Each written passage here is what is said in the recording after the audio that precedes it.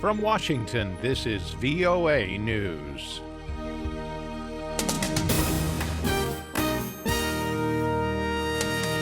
I'm David Byrd reporting. Republican presidential candidate Donald Trump has continued his outreach to African Americans, saying that Democratic administrations have failed minorities. Speaking to a predominantly white audience in Iowa Saturday, Trump repeated his accusation that his opponent Hillary Clinton has contributed to what he called a failed system. To those suffering, I say, vote for Donald Trump. I will fix it. African Americans, Hispanics, vote for Donald Trump. I will fix it. It will get fixed. Trump also spoke of the shooting in Chicago of NBA star Dwyane Wade's cousin on Friday. He says the young woman's death while going to register her children for school breaks our hearts. This shouldn't happen in America.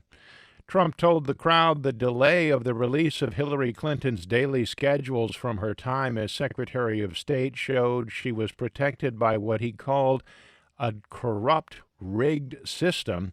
Trump's comments come as he works to boost his image with minority voters amid a slip in the national polls. Hillary Clinton, meanwhile, received a national security briefing, her first since becoming the Democratic presidential nominee. The overview of major domestic and global threats facing the United States was conducted near her home. Republican nominee Donald Trump received a similar briefing earlier this month. Major presidential nominees and their close advisors are legally required to be briefed with classified information on security matters by the Office of the Director of National Intelligence, so they will be prepared should they assume office. For more on these stories, log on to our website, voanews.com. This is VOA News.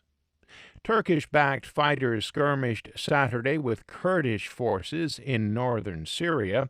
Turkey's Anadolu, news agency says one Turkish soldier was killed and 3 others wounded in a rocket attack by a Kurdish militia that the Ankara government identifies as terrorists. Democratic Forces, which is predominantly Kurdish, said its fighters were hit by Turkish jets south of the border town of Yarabulus.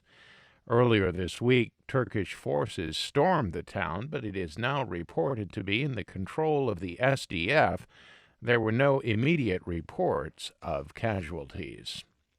At least 15 civilians were killed in barrel bomb attacks by suspected government helicopters on a rebel-held district of Aleppo, Syria, Saturday. The Britain-based Syrian Observatory for Human Rights said government aircraft had dropped 2 explosive-packed barrel bombs just minutes apart on the Mahdi district of eastern Aleppo. According to the monitoring group, the strikes hit near a tent where people were mourning those killed in a similar attack on Thursday. The Syrian government and its ally Russia are the only ones operating helicopters over Aleppo. The government has denied using barrel bombs. There was a state funeral for at least some of the victims of a massive earthquake that hit central Italy this week.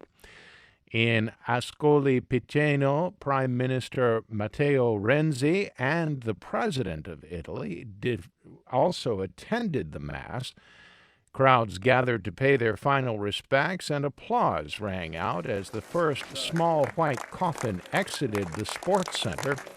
It was that of a 9-year-old girl, Giulia Rinaldo, who died protecting her younger sister when their home collapsed. Her sister was later pulled alive from the rubble.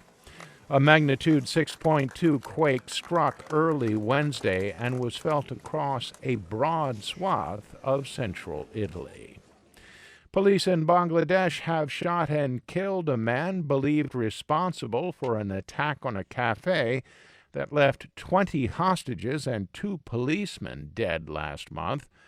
Prime Minister Sheikh Hasina praised police and intelligence agencies for the operation, which killed Tamim Chowdhury, a Bangladeshi Canadian believed to have planned the attack.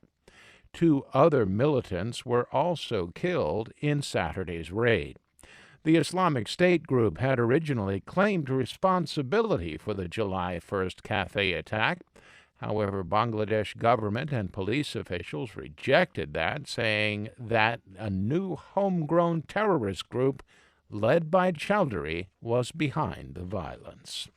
For more on these stories, visit our website, voanews.com. I'm David Byrd in Washington. That's the latest world news from VOA.